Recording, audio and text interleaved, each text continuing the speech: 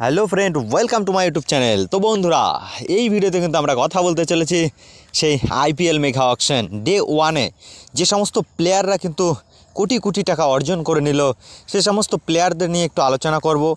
এছাড়া কিন্তু এখনও পর্যন্ত আইপিএল অকশন সেকেন্ড ডে বাকি রয়েছে। প্রত্যেকটা টিম নিয়ে আলোচনা করার মতো সময় একটা ভিডিওতে তো হয় না। তো যাই হোক, প্রথম দিনে যে সমস্ত প্লেয়াররা কিন্তু আইপিএলে ধামাল মাচিয়ে দিল, সে সমস্ত প্লেয়ারদের কিছু প্লেয়ারদের আমরা কিন্তু তোমার অকশন টেবিলে যে পারফরমেন্স করলো, প্লেয়ারদের নিয়ে যে সমস্ত ফ্র্যাঞ্চাইজি, তো কোন প্লেয়ার কোন টিমে চলে গেল, সে সমস্ত বিষয় কত টাকায়, সে সমস্ত বিষয় আমরা এই ভিডিওতে আলোচনা করতে চেষ্টা করছি। যেহেতু সমস্ত বিষয়ে এক ভিডিওতে অবশ্যই ভিডিওটা বড় হয়ে যাবে, এবং আমাদের চ্যানেলে প্রথমবার এসে থাকলে চ্যানেলটি সাবস্ক্রাইব করে আমাদের পাশে থাকবে বন্ধুরা। তো মেনলি আমরা যদি কালকে শর্ট ভিডিওতে বলে দিয়েছিলাম যে মার্কেট সেটের প্লেয়ারগুলো কারা কোন ফ্র্যাঞ্চাইজিতে চলে গেছে, তবু একটু যদি আলোচনা করি। ঋষভ পান্থ আইপিএলে কিন্তু এখনও পর্যন্ত হায়েস্ট বিট পেয়েছে 27 কোটি টাকা, যেটা কিন্তু এলএসজি রাইজিং তোমার লখনৌ সুপার জায়ান্টে চলে গিয়েছে। এছাড়া শ্রেয়স আয়ার সে 26.75 কোটি টাকায় পাঞ্জাবের কাছে চলে গিয়েছে। তো এই দুটো প্লেয়ারের দিকে কিন্তু সবারই নজর ছিল। অপরদিকে তো আমরা যদি দেখি, অর্শদীপ সিং ভারতের বেস্ট বোলার হিসেবে অকশনে নাম লিখিয়েছিল, সে অর্শদীপ সিং কিন্তু 18 কোটি টাকায় আরটিএম দিয়ে পাঞ্জাব তাদের ঘরে নিয়ে নিয়েছে। বাটলার কিন্তু 15.75 কোটি টাকায় গুজরাটে গিয়েছে। রাবাডা 10.75 টাকায় কিন্তু সেও গুজরাট টাইটান্সে চলে গিয়েছে। অপরদিকে মিচেল স্টার্ককে কিন্তু কেকেআর গিয়েছিল অনেক দূর পর্যন্ত, প্রায় 10 কোটির কাছাকাছি মিচেল স্টার্ক গিয়েছিল। তাকে কিন্তু দিল্লি 11.75 কোটি টাকায় তাদের ঘরে নিয়ে নিয়েছিল, একজন ফাস্ট বোলার। মোহাম্মদ শামি সানরাইজার্স হায়দ্রাবাদের ঘরে চলে গিয়েছে 10 কোটি টাকায়। অপরদিকে ডেভিড মিলারের কথা যদি বলি, একজন গুজরাটের সুন্দর একজন ফিনিশার, সে কিন্তু এখন তোমার লখনৌয়ে চলে গিয়েছে তোমার 7.50 কোটি টাকায়। যুজবেন্দ্র চাহেল মোট এক্সপেন্সিভ স্পিন বলার, আইপিএলে হায়েস্ট বিট পেয়েছে স্পিন বলার হিসাবে। সেই স্পিন বলার হিসাবে কিন্তু চাহেল 18 কোটি টাকায় কিন্তু পাঞ্জাবে চলে গিয়েছে। সিরাজ 12.25 কোটি টাকায় গুজরাটে। লিভিংস্টোনের কথা যদি বলি, লিভিংস্টোন কিন্তু 8.75 কোটি টাকায় ব্যাঙ্গালোরে চলে গিয়েছে।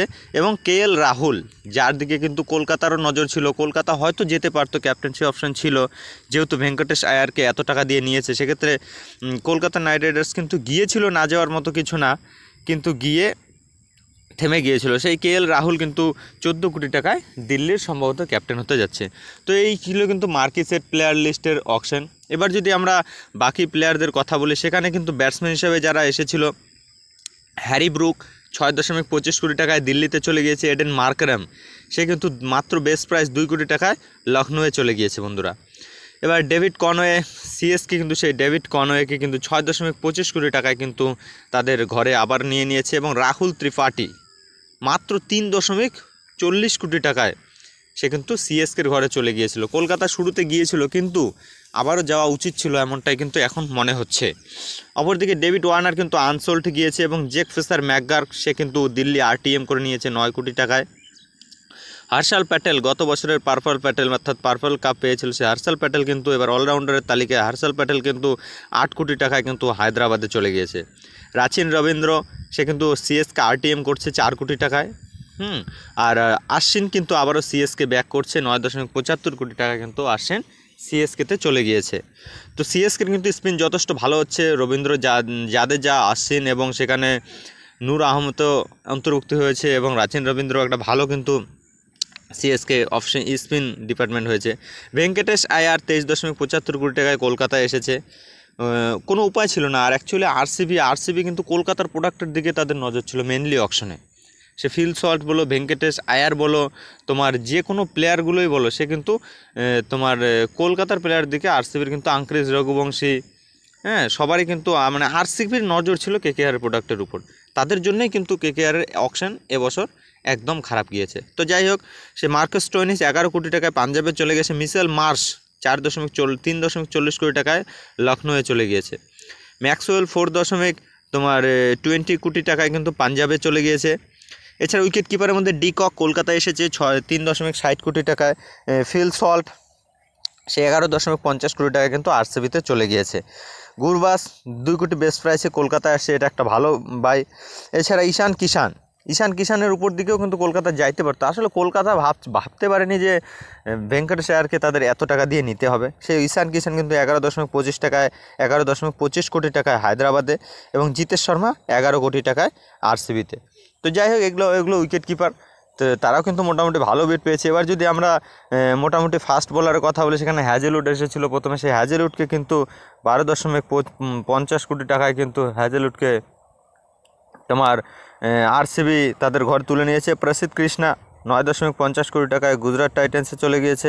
আবেশ খান 9.75 লখনৌয়ে চলে গিয়েছে, এবং অ্যান্ড্রিক নকিয়া 6.50 কোটি টাকায় কেকেআরে চলে এসেছে। আর জোফরা আর্চার 12.50 কোটি টাকায় কিন্তু তোমার রাজস্থান রয়্যালসে চলে গিয়েছে। খলিল আহমেদ 80 কোটি, মানে 4.80 কোটি টাকা কিন্তু সিএসকে তাদের ঘরে তুলে নিয়েছে খলিল আহমেদকে।